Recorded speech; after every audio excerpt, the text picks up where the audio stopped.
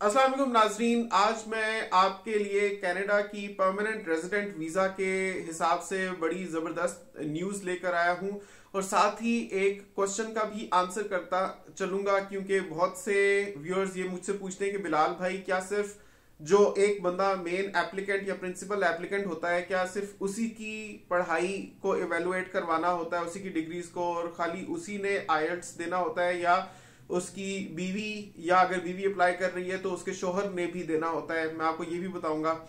तो आज की वीडियो में सबसे बड़ी न्यूज आपको मैं ये देना चाहता हूं कि अब कनाडा ज्यादा से ज्यादा लोगों को दुनिया भर से बुला रहा है। अगले 2 साल यानी 2023 से 2025 के साल बहुत अहम है क्योंकि कनाडा के इमिग्रेशन डिपार्टमेंट ने यह फैसला किया है कि दुनिया भर से 5 लाख लोगों को मुस्तकिल रिहाइश इख्तियार करने का हक देगा कनाडा, यानी कि वो पीआर ले सकेंगे। पीआर का मतलब होता है परमानेंट रेजिडेंस। मतलब अगर आपको ये वीजा मिल सकता है तो आपको किसी वर्क परमिट की, किसी स्टडी वीजा की जरूरत नहीं है। बस आपको ये मिल जाएगा, कनाडा जाए, वहां पर जाकर आपने पढ़ना है तो पढ़े, काम करना है तो काम करें, नहीं करना बिजनेस करना है तो बिजनेस करें, जो करना है वो आपके ऊपर होगा।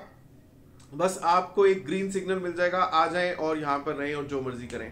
फिर अगर वहां पर आप 3 साल रहते हैं तो आप कनाडा के शहरी बन जाएंगे, और अगर सिर्फ 2 साल रहते हैं तो आप कनाडा की मुस्तकिल रिहायशी बन जाएंगे। किसी भी 5 साल में आपको कम से कम 2 साल कनाडा में रहना होगा तो आप मुस्तकिल रिहायशी होने की स्टेटस को मेंटेन कर पाएंगे। और अगर 3 साल रह लेते हैं तो फिर आप कनाडा के शहरी बन जाएंगे, जिसके फिर और भी ज्यादा बेनिफिट्स हैं। तो बेसिकली कनाडा की पीआर क्यों हासिल करने की कोशिश करनी चाहिए, इस पर मैं एक मुफस्सिल वीडियो बना चुका हूं, जिसका लिंक मैं नीचे डिस्क्रिप्शन में भी दे देता हूं और एंड स्क्रीन में भी दे देता हूं, वहां से आप देख लीजिएगा। लेकिन आज की वीडियो में मैं आपको ये बताना चाहूंगा कि जब इतने ज्यादा लोग कनाडा की गवर्नमेंट दुनिया भर से बुला रही है, यानी 5 लाख अफराद खाली पीआर पर बुला रही है, तो हर बंदे के साथ नए रोजगार के मौके खुलते हैं क्योंकि उतनी ज्यादा पैसा आएगा कंट्री के अंदर और उतने ज्यादा जॉब्स के मौके भी खुलेंगे। तो this is one of the best times to immigrate to Canada, क्योंकि आप अगर पाकिस्तान में हैं या इंडिया में हैं तो स्टैंडर्ड ऑफ लिविंग का कोई कंपैरिजन नहीं है जो कनाडा आपको प्रोवाइड करता है कंपेयर टू योर कंट्रीज। और खास तौर पे जो लॉ एंड ऑर्डर की सिचुएशन है, अगर मैं पाकिस्तान की बात करूं तो आपके सामने है सियासी तौर पर पाकिस्तान के हालात आप देख लीजिए, और इवन के लॉ एंड ऑर्डर की जो सिचुएशन है, जो मुकदमात चलते हैं उनके फैसले कितनी ताखीर से होते हैं, जस्टिस किस हद तक मिलता है, आप सबके सामने है। तो बहुत लिहाजों से कनाडा मुझे तो सूट करता है, तो इस वजह से मैं जा रहा हूं तो आप सबको भी बता रहा हूं कि आप सब भी इसके लिए अप्लाई कर सकते हैं। चलिए अब बात करते हैं कि अगर आप एक्सप्रेस एंट्री के थ्रू कनाडा जाते हैं, यानी अगर आप एक हुनरमंद शख्स हैं, मान लीजिए आप अच्छे पढ़े लिखे हैं, डॉक्टर हैं, इंजीनियर हैं, या आप इवन ट्रेड्समैन हैं, आप इलेक्ट्रिशियन हैं, प्लम्बर हैं, आप खाली अगर मजदूर मिस्त्री भी है ना, तो आपको भी कनाडा बुलाता है। ये कनाडा की one of the best things है कि कनाडा में कोई डिस्क्रिमिनेशन नहीं है। कोई किसी भी लेवल का काम करता है उसको मिनिमम वेज उतनी ही मिलेगी जितनी उस स्टेट की मुकर्रर करता है, जिसकी वजह से अमीर और गरीब का फर्क मिट जाता है।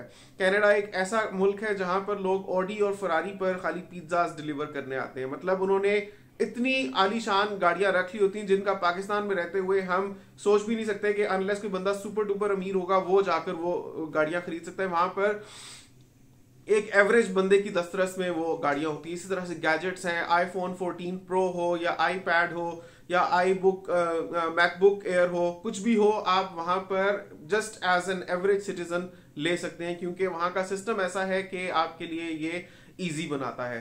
तो कहने का मकसद है कि बहुत ही हाई स्टैंडर्ड ऑफ लिविंग है। अगर आपको एंजॉय करनी है तो आपको अप्लाई करना पड़ेगा। अगर आप अप्लाई करते हैं under the federal skilled workers program, तो ये इस पूरे प्रोसेस में सबसे पहला स्टेप होगा कि आपको आईएलटीएस देना पड़ेगा। यानी आईएलटीएस होता है international English language testing system. ये अंग्रेजी चेक करने का टेस्ट होता है।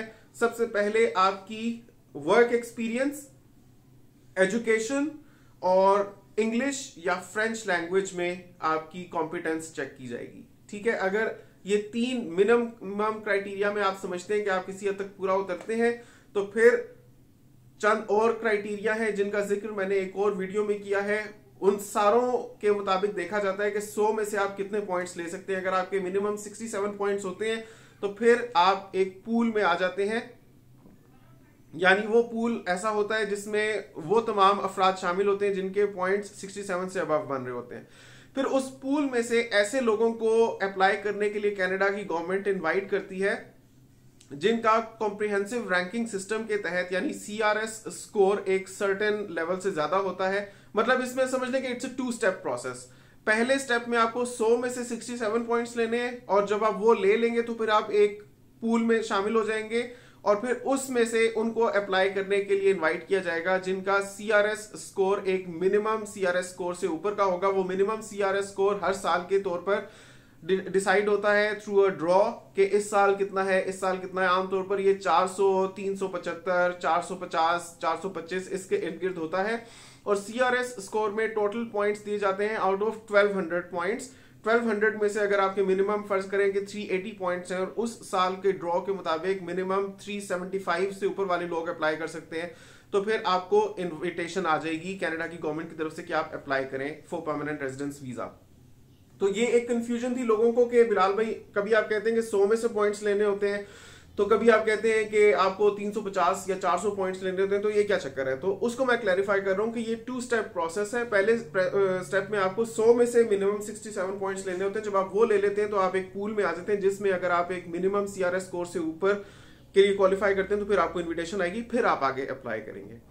तो सबसे पहला प्रोसेस इवन वो 67 पॉइंट्स लेने के लिए भी, क्योंकि दैट्स स्टेप 1, उसके लिए भी आपको आईएलटीएस देना ही होगा। वो इंग्लिश लैंग्वेज टेस्टिंग सिस्टम है और उसमें आपको एक सर्टेन पॉइंट्स लेने होंगे। कितने पॉइंट्स लेने होंगे उसका मैंने जिक्र डिटेल से एक डिफरेंट वीडियो में किया है कि आपका कितना मिनिमम स्कोर हो आईएलटीएस में तो फिर आप क्वालिफाई करते हैं। वो वीडियो जरूर चेक कर लीजिएगा, एंड स्क्रीन में उसका लिंक दे दूंगा।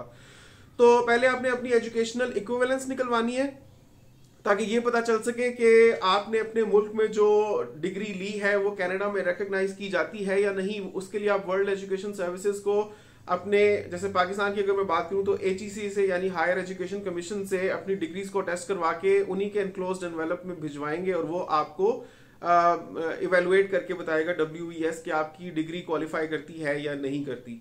तो अगर करती होगी फिर आपका आईएलटीएस का स्कोर भी अच्छा आ जाता है और आपने गुज़िश्ता 10 साल में से कम 1 साल अपने प्रोफेशन में काम किया है, तो फिर आप को फर्दर देखना होगा कि कुछ अडेप्टेबिलिटी फैक्टर्स होते हैं और फर्दर मतलब कि आपकी एज कितनी है, हर चीज के पॉइंट्स असाइन होते हैं। फिर आप देखा जाएगा कि 100 में से आप 67 पॉइंट्स लेते हैं या नहीं लेते।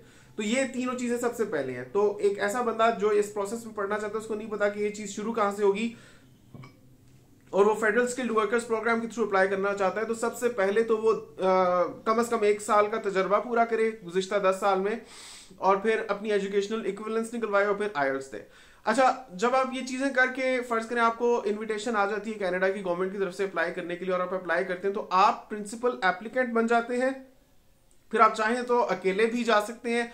अगर शादीशुदा हैं और आप अपनी स्पाउस को साथ लेकर जाना चाहते हैं, लेकर जाना चाहती हैं, बच्चों को भी साथ जाहिर है कि लेके जाएंगे, तो आपको उनको अपनी एप्लीकेशन में एज डिपेंडेंट्स शामिल करना होगा। मतलब प्रिंसिपल एप्लीकेंट एक ही बंदा रहेगा जिसने शुरू में एप्लीकेशन लॉन्च की होगी और बाकी जो आपके अहले खाना है वो आपके डिपेंडेंट्स बनकर वहां पर जाएंगे। तो डिपेंडेंट्स को ना तो एजुकेशनल इक्विवेलेंस निकलवाने की जरूरत है ना ही आईएलटीएस देने की जरूरत है।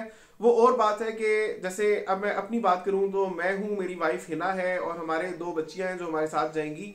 तो मैंने तो अपने डिग्रीज की एजुकेशनल इक्विवेलेंस निकलवाई थी, मैंने आईएलटीएस भी दिया था और मैं ही प्रिंसिपल एप्लीकेंट था। इनफैक्ट मैंने जब अप्लाई कर दिया था उसके बाद मेरी शादी हुई थी, तो बाद में मैंने अपने स्पाउस को अपनी एप्लीकेशन में शामिल किया था, तो she was added as a dependent.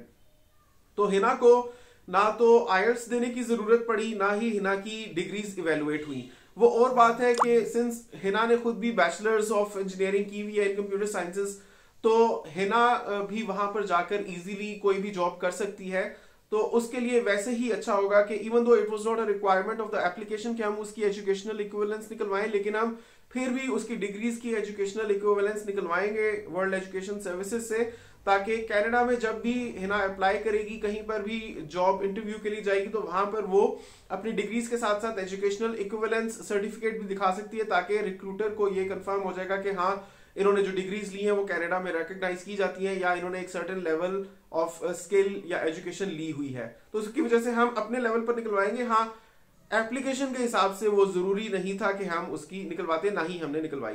तो हमारे केस में सिर्फ मुझे ही IELTS देना पड़ा, सिर्फ मुझे ही एजुकेशनल इक्विवेलेंस निकलवानी पड़ी। अब समटाइम्स ये होता है कि जो प्रिंसिपल एप्लीकेंट होता है वो ये कहता है कि मेरी अपनी अंग्रेजी इतनी अच्छी नहीं है, मुझे यकीन है कि अगर मैंने IELTS दिया भी तो भी मेरा इतना अच्छा स्कोर नहीं आएगा, मुझे चाहिए कि मैं अपनी स्पाउस से दिलवा दूं क्योंकि उसकी अंग्रेजी अच्छी है। फर्ज करें ऐसा अगर केस है तो ऐसा नहीं चलेगा, क्योंकि प्रिंसिपल एप्लीकेंट को ही देना पड़ेगा IELTS, और principal applicant should have English speaking competence good enough to qualify to be invited to apply.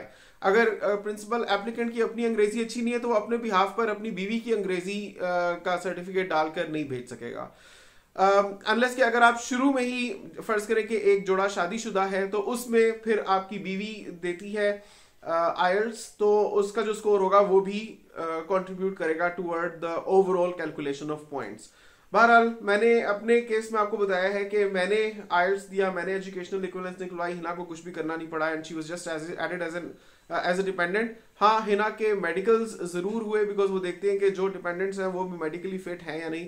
That was all Hina का एप्लीकेशन वाज अबाउट कि उसका मेडिकल्स हुआ, और उसके अलावा जितने भी डिपेंडेंट्स हैं उनको प्रिंसिपल एप्लीकेंट की एप्लीकेशन में शामिल करने की एप्लीकेशन फी चार्ज की जाती है, यानी हिना की भी चार्ज की गई, मेरे दोनों बेटियों की भी चार्ज की गई, तीनों के पासपोर्ट्स बनवाने पड़े डेफिनेटली, फिर तीनों के मेडिकल्स के पैसे लगे और तीनों के टिकट्स का खर्चा हुआ। तो this is what is all about the dependents। बाकी principal applicant has to have all the skills and competence because उसी के बलबूते पे सारे जा रहे होते हैं। अच्छा, मैं टिकट्स की थोड़ी बात कर लूं तो कनाडा के टिकट्स भी काफी एक्सपेंसिव होते हैं आजकल की। अगर आप बात करें तो tickets, one-way tickets for 4 people can easily range up to 7,50,000 PKR Pakistani rupees.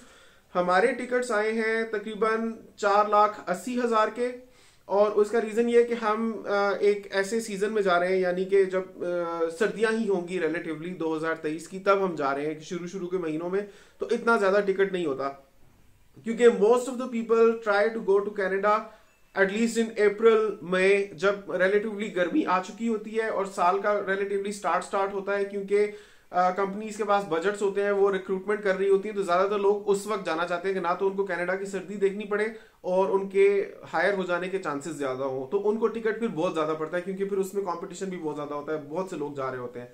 तो मिनिमम भी टिकट आपको मिलेगा 4 बंदों का। अगर आप बहुत बफर रखकर भी अप्लाई करते हैं, यानी फर्ज करें कि आपने जाना है मई में और आप दिसंबर में अप्लाई कर रहे हैं टिकट के लिए, तब भी आपको हो सकता है 7 से 8 लाख रुपए के टिकट्स पड़े 4 लोगों के, जिसमें 2 अडल्ट हैं, 2 बच्चियां हैं, बिल्कुल छोटी 5 साल से भी कम की बच्चियां हैं, उनकी टिकट्स की बात कर रहा हूँ। तो हमारे केस में the tickets were about 4,80,000 because हमारा जरा सर्दियों का ही सीजन है जब हम जा रहे हैं। तो दिस वाज ऑल अबाउट। आज की वीडियो में आपको ये क्लैरिफाई करना था कि चांसेस बहुत ज्यादा हैं आगे एप्लीकेशंस के सक्सेसफुल होने के, क्योंकि कनाडा ने डिसाइड कर लिया कि बहुत सारे लोगों को बुलाना है। 2023 से 2025 तक 5 लाख लोगों को दुनिया भर से एज PR बुलाएगी कनाडा, और बहुत ही जबरदस्त है ये, तो इसमें तो कोई दो राय ही नहीं है कि it's one of the best countries to live in the current times with respect to standard of living, आपकी सेफ्टी और सिक्योरिटी के हिसाब से, इवन आपके ओल्ड एज बेनिफिट्स के हिसाब से, आपके मेडिकल केयर के हिसाब से, बच्चों की स्कूलिंग के हिसाब से, हर हिसाब से बड़ा ही जबरदस्त एक अपॉर्चुनिटी है आपके लिए। It's once in a lifetime chance, जिसको भी मिलता है तो वो जाए, जरूर जाए। तो ये आपको बताना था। होपफुली आपको काफी चीजें क्लियर हुई होंगी। क्या चाहते हैं आप कि किस बारे में मैं वीडियो बनाऊं, उसके बारे में नीचे कमेंट्स जरूर कीजिएगा। कमेंट्स में माशाल्लाह भी लिखिएगा, ये भी बताइएगा कि वीडियो आपने दुनिया के किस कोने से देखी। आपसे मिलता हूं अगली वीडियो में। हमारा कनाडा को सब्सक्राइब कर लीजिए, क्योंकि यही वो चैनल है जिस पर हम आपको अपनी पाकिस्तान से कनाडा की ट्रांजिशन दिखाएंगे, कनाडा की जिंदगी दिखाएंगे, वहां के प्लसेस माइनसेस, चैलेंजेस और सक्सेसेस सब आपके साथ वहीं पर शेयर करेंगे। कनाडा में कितना पैसा है, कैसे बनाया जा सकता है, through jobs, through businesses, YouTube की इनकम पर क्या इंपैक्ट होता है, हर एस्पेक्ट में कवर करने वाला हूं। तो मेक श्योर कि आप इस चैनल को सब्सक्राइब करके रखें ताकि आपसे मिस आउट ना हो जाए, और बेल आइकन भी जरूर प्रेस कर लीजिएगा। अल्लाह हाफिज।